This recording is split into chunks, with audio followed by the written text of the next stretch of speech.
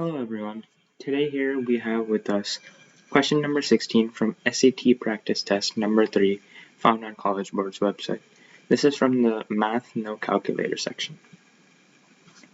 So the problem we have with us is x cubed times x squared minus 5 equals negative 4x.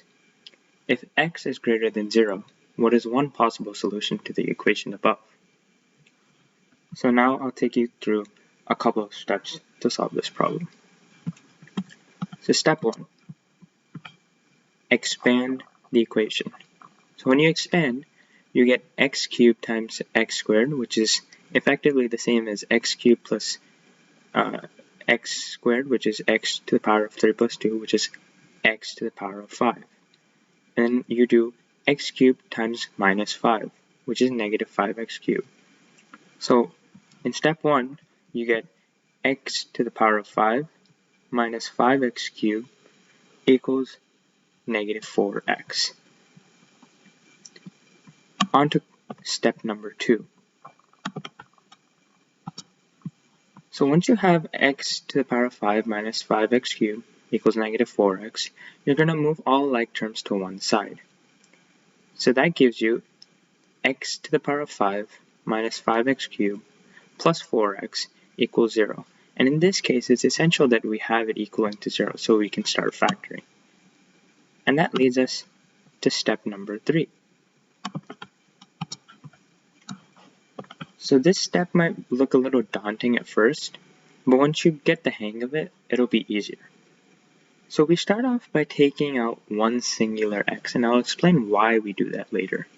So when you take out one singular x to the power of 5 minus x to the power of 1 is the same as x to the power of 5 minus 1. And that equals 4. So you get x times x to the power of 4 minus 5x squared, which is x cubed minus x to the power of 1, which is x to the power of 3 minus 1. X to the power of 4 minus 5x squared plus 4 equals 0. And why we do this is to further simplify it with another layer of factoring. You can take x to the power of 4 minus 5x squared plus 4 and break it down further into x squared minus 1 and x squared minus 4. And now, once you reach that stage, you're going to have to do one more layer of factoring. But this one's a bit easier because you can use the a squared minus b squared equals a plus b times a minus b rule, which is written right here.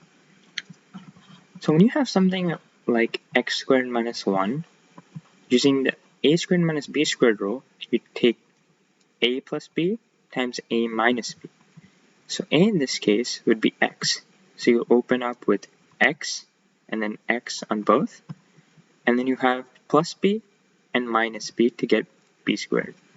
The square root of 1 is 1 itself. So you would do a, which is equal to x, and then b, which is equal to 1.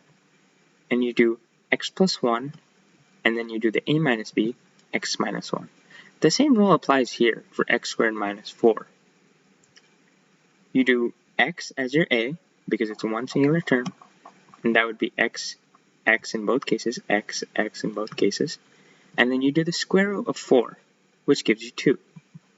And that would be your b term. So b equals 2, and b would also equal negative 2 as per this rule. So you get x times x plus 1 times x minus 1 times x plus 2 times x minus 2 equals 0. On to step 4.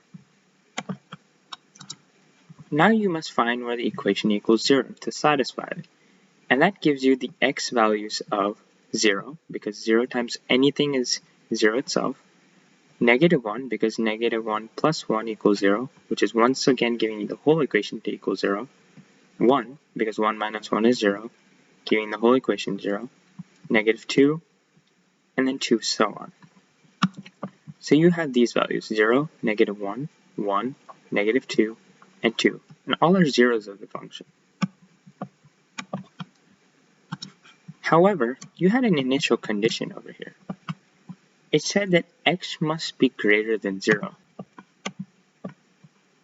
So now we know 0 is not greater than 0, which is one of our first values here, so that can't be it. -1 is not greater than 0, so that can't be it. 1 is greater than 0, so that's one of our possible solutions. -2 is not greater than 0, so that's not a possible solution. And 2 is greater than 0, and that is a possible solution. So either 1 or 2 could be your answer. This question takes multiple. So solved, you have if x is greater than 0, one possible solution to the equation above may either be 1 or 2. Thank you.